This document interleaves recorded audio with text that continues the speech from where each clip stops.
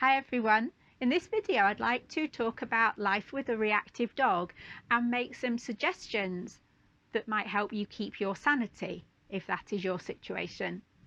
So it can be a very isolating experience in many ways. Until you get a reactive dog, you don't always realise the extent to which it changes your life.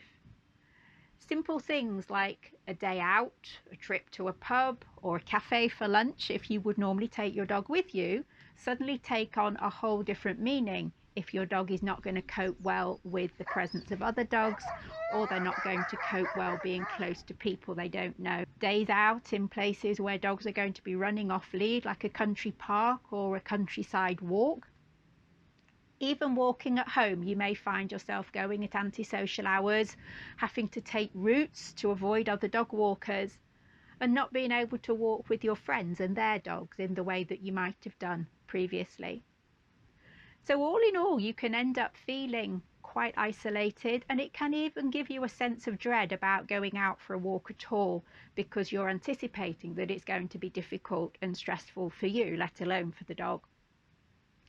You may feel your dog is never going to change and that you just can't cope and that nobody really understands what you're going through. But these feelings are quite common amongst people with a reactive dog.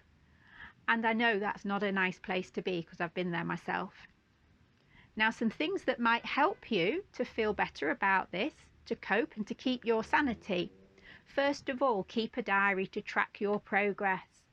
When we look back over a period of time, we can see just how far we've come, even though day to day it may not seem that there's a lot of change going on. Secondly, celebrate the wins that you do have. For a dog like Gandalf, it took him 18 months before he was able to pick up a treat from the floor if I dropped one for him. Now that might seem tiny for many dogs, but for Gandalf that was a huge breakthrough. To be able to take his attention away from his environment and pick up a treat was a really big thing for him. So celebrate the wins that you do have, however small they may seem. My third suggestion is to take a break. We can feel that we must walk the dog twice a day, but in fact you don't need to go twice a day. You might go once a day, or you might not even go at all some days. Walking is something that should be enjoyable. And so if it's not enjoyable for you or for the dog, then rethink how you fulfill the needs that that walk fills in their life. My fourth tip is to separate training from walking.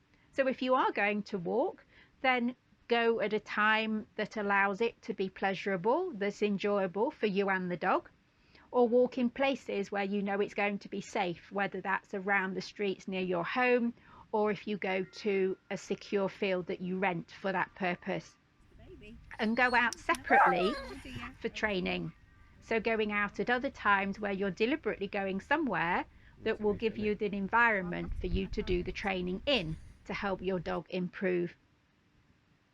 And my fifth tip is to do something that's fun. Something for you and something for the dog. Doing something fun helps us to get a more positive mindset, and that's going to be good for both of you. So make time to have some fun. And most importantly, do seek out help and support. It's not something that you need to go through on your own. Now, I can help you to deal with problems as they arise. I can help you to keep things in perspective and look at the positive side of what's happening rather than focusing on the negative. And I can help you to plan for a better future for you and your dog. So if you'd like my help, then do get in touch through my website.